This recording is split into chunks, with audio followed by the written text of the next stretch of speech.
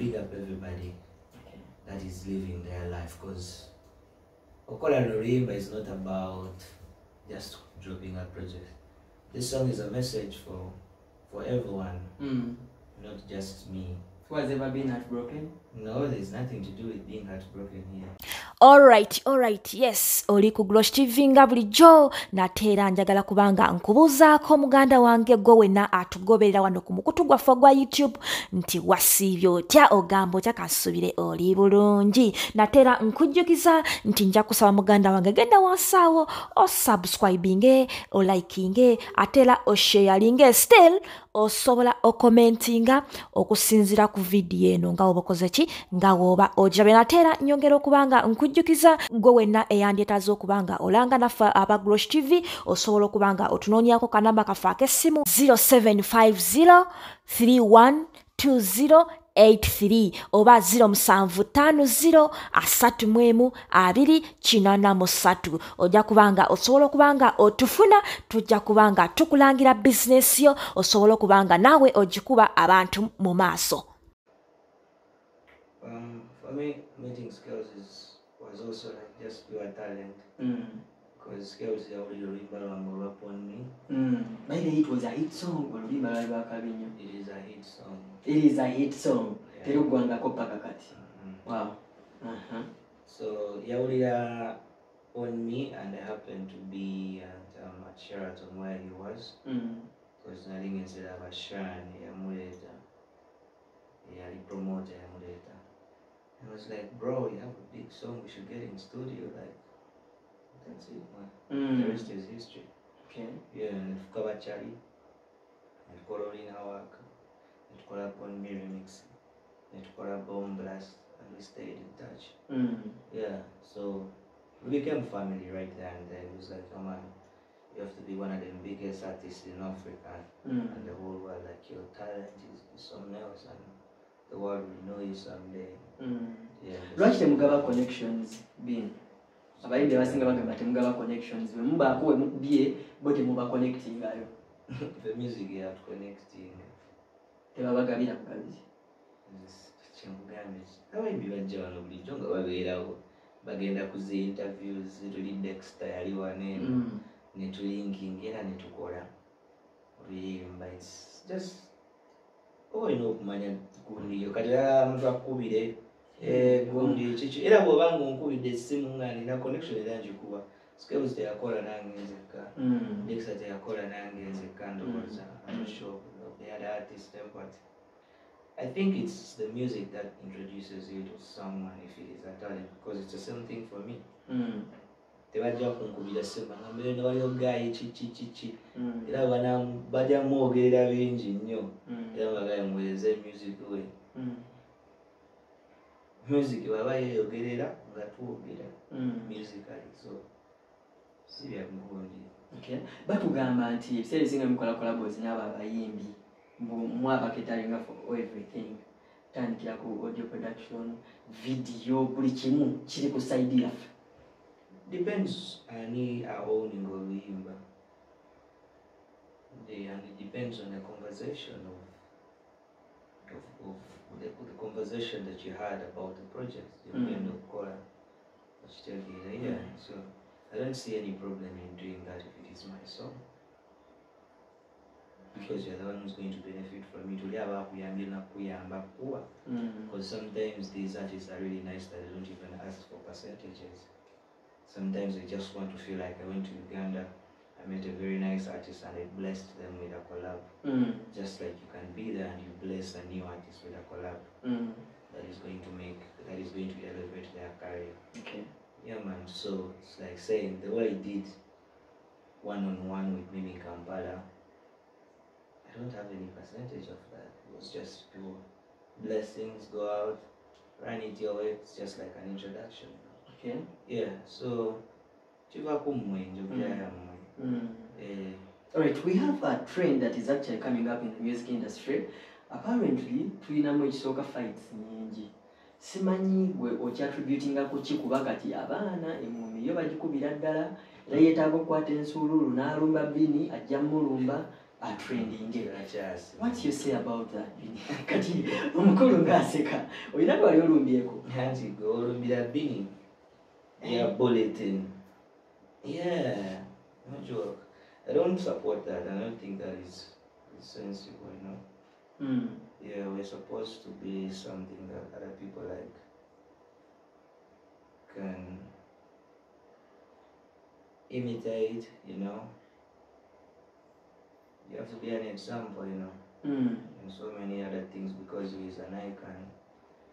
And sometimes people get angry, you know, like there's disrespect, these things don't happen in Parliament.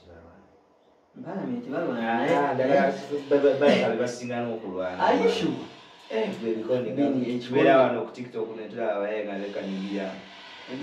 Ekiri mu industry yamwe ate kirala mu Uganda wange aba parliament beekuba panchi naye ne wamwe buli muno okwata ensuuluulu sajja n'alumba munne n'ensuuluulu katolo abeekuba yoni sala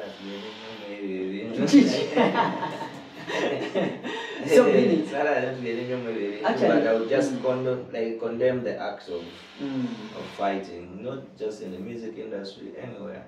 It's not a nice thing, and you know, we go kumosungu wafe because buli omwanyiga tebuli kuti abantu banyiza maani kitegeera abantu banyiza abantu sometimes babeeramu n'akamanyiro so anyone can lose it and discipline that person.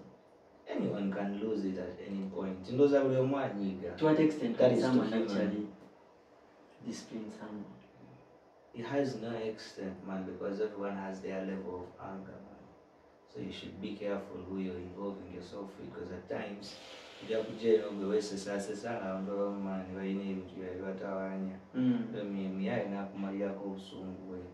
so it's better like to always be like in good spirit, good energy, and try to respect each other and respect people. Like mind your business when I mind your business. Okay, but which from musical perspective, is it lack of music that is bringing this?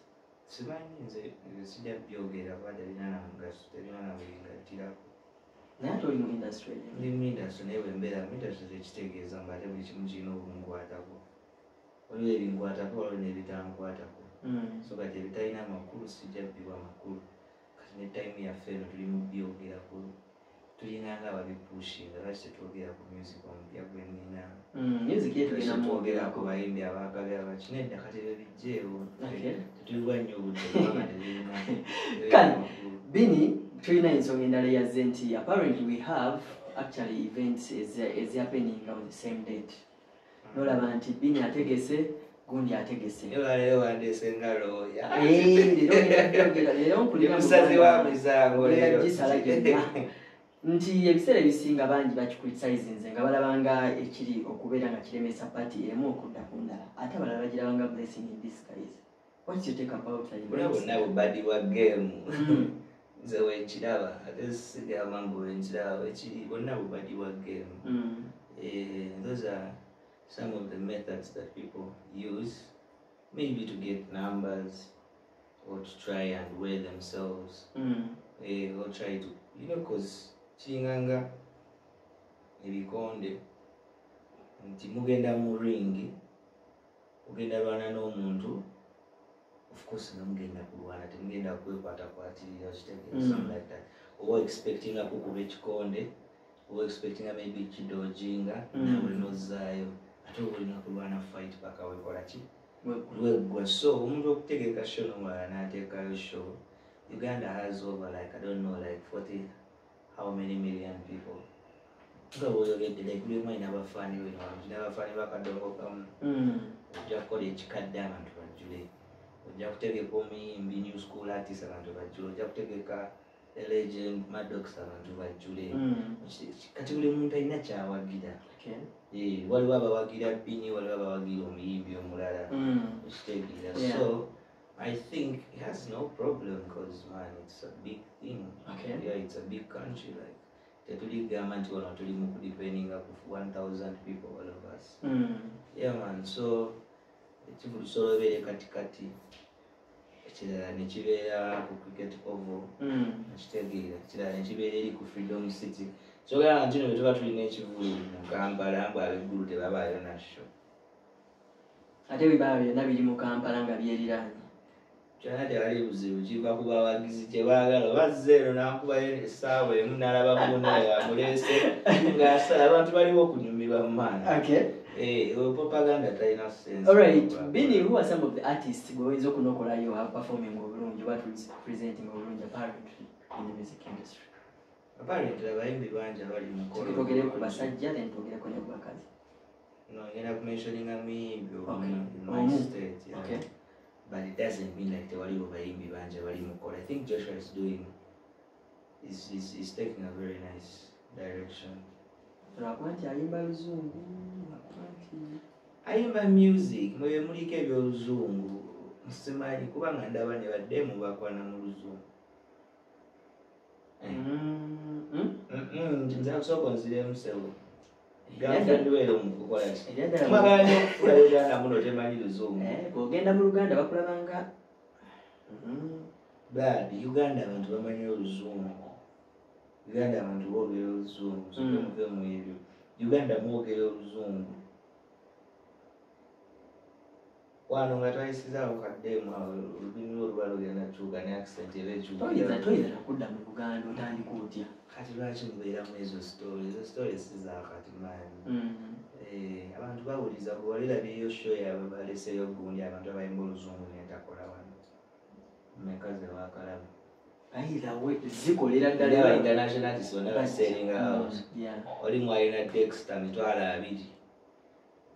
Get home. That should say a lot, man. Yeah. That should say a lot. Yeah, man. So, siri mukugamba ekyo lwakuba Joshua ayimba luzungu. Joshua does good music. Everybody is doing good music. The Chitakas are doing good music. Dax is doing good music. So, yeah, big up on yourself. Every artist never stay a good day. Because right now off my head, but just music very nice. Yeah, man. Alright, kakati mugani nga tunatira okubeera nga nkwerekereza. Waliwo mbuuziza is Binganta dating? Dating.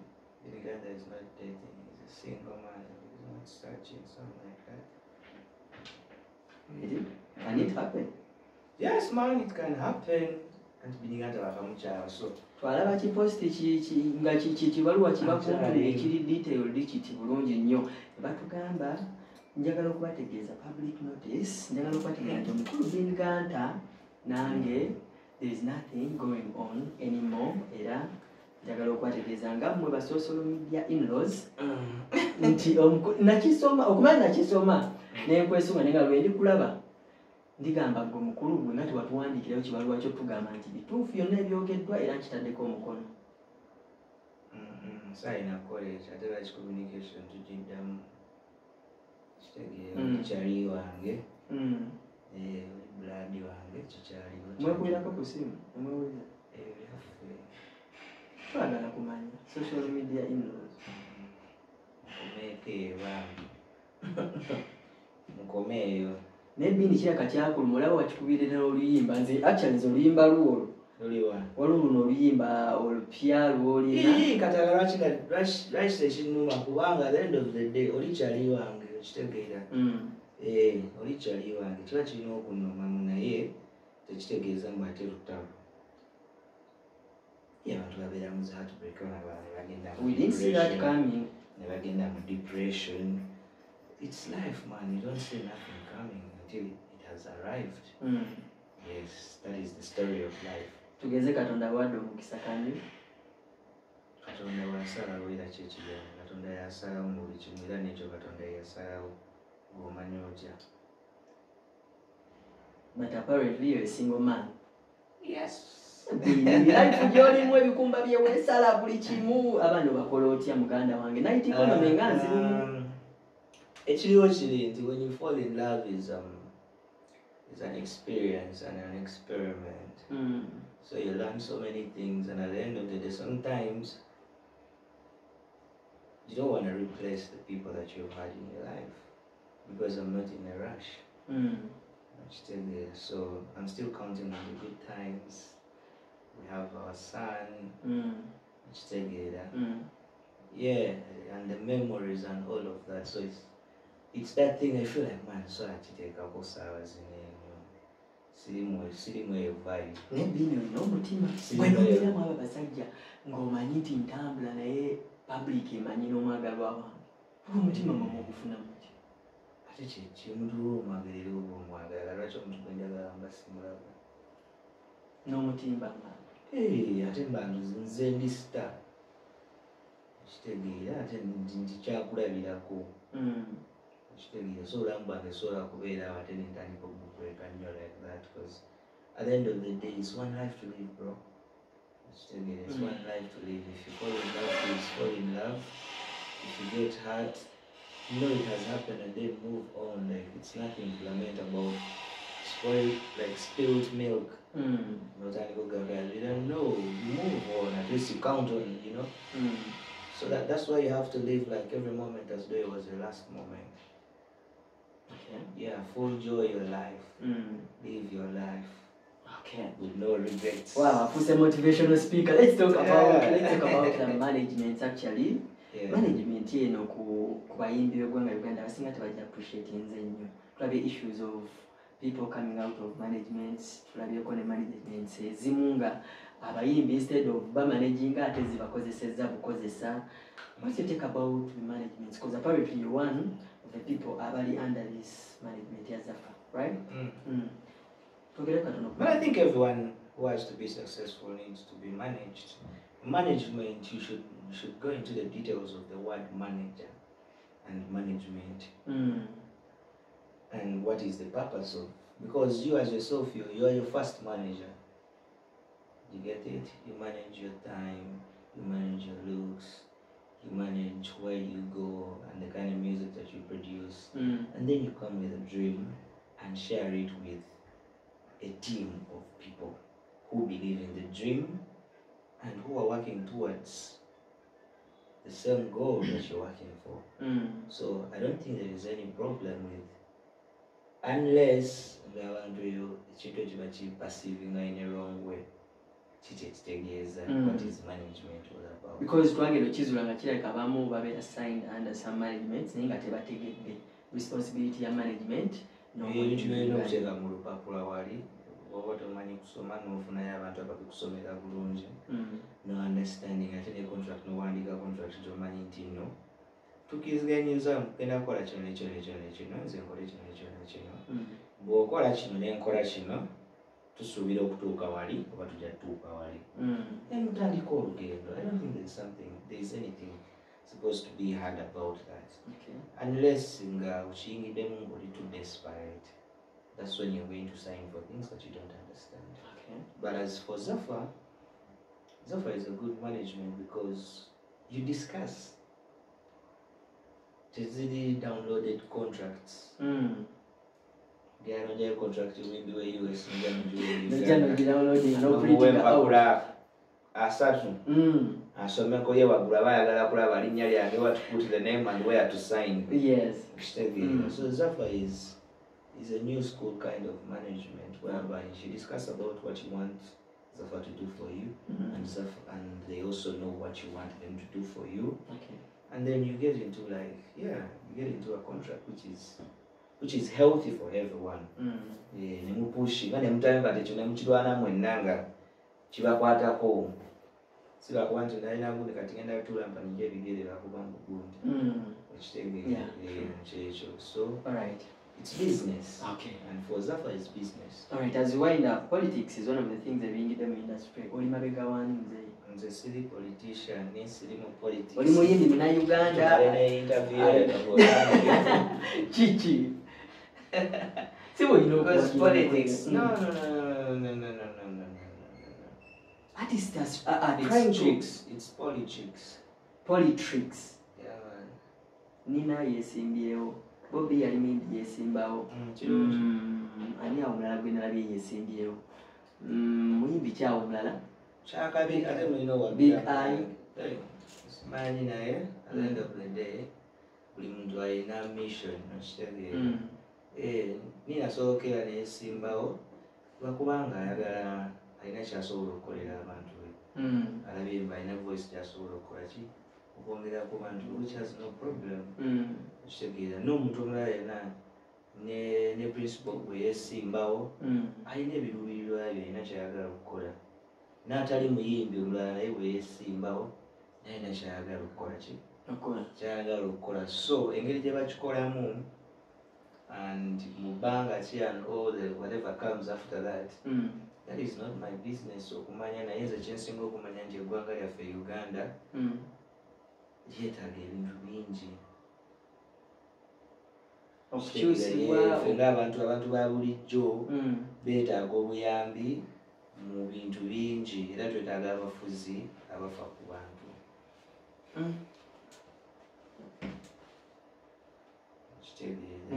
Twetaaga abafuzi baffe babeere nga bafa ku bantu bebafuga.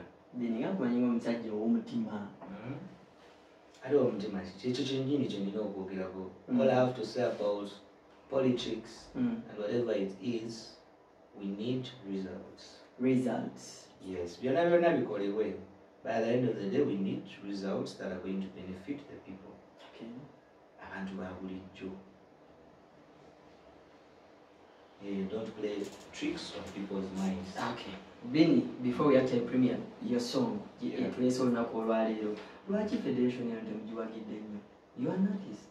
Naye tulabyenga ebiwayi bingi byomu agamba ya ruling government tujja gendayo, ate abalala nti babo bibakola tubitegeera. Why are you guys trying to run away from the federation nga twandisuubira entyandiro agasi? Ne federation erina abantu bannange. Ati twagala bayimbi mwenna mubeere. Kankubuuzeeko baali bayogeddeko ne bagamba mu federation bweweze eno namba y'abayimbi tujja kwakitinga. Nedda sigamba nti oba ewezezza enamba bweti, but we are concerned because you all artists mulina okubeera under one. Tulina abaturepresentinga. Kiringanga mwe mugenda n'olonda chairman. Bwe mulonda chairman n'agenda chairman mulinda chairman ekivaira abawabuya update. Nga bwe bw'ofuna updates eziva mu federation nange eno bwe nzifuna.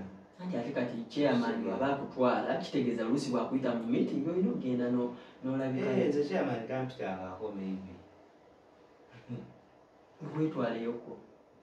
Ate nga lwaki nga chairman nze gwofuga. Nze siri bwekyo muganda wange. Siri bwekyo. At the end of the day nayo eringa gavumenti ndala. Naye eringa gavumenti ndala twetusinga okwagala the results. Na buli alina kyakola okulaba nga ekintu kitereera. Big up to you. Okitegeera ffe twebaza kyonna kyonna ekikolebwa zo nga kitwongerako ne bwekiba nga kitwongerako 1% nga kitutwala mu maaso ffenna tuwangula. Abantu bataano bwe bagenda mu meeting baba tebagenze mu meeting nga yaabo bokka. Bwe bagenda mu meeting abantu mu Uganda eweza n'omutwalo gw'abayimbi ndowooza. Waliwo abali e Paida, waliwo abali e Kapcholo, waliwo abali baana ekitegeera. So if they can do something that's going to benefit all the other people in the game, I don't think we all have to be there. Yeah, man. And yeah, big up everybody that supported this song. We have Gantok City supporting a project here as well. Big up Zaffa Management. Live your life. Live your life, yes. So if you're not heartbroken, you're not living your life. No, you're living it, but ojja tusonyiwa okukidrivinga kukiri nti imanyi fana Uganda tuconnectinga, because when you say I'm living my life, kitegeeza nti I'm living my life, I'm feeling my vibe, bro. First look at me. Okay. I want you to look at me. Isn't this guy living his life? He is. Isn't this guy feeling his vibe? He is. Yes, man. You don't know where we are coming from, bro. We work and reach at a certain level and you'd be like, man, at least I'm living part of my dreams. I'm living my life. I'm an artist. I speak for so many other people.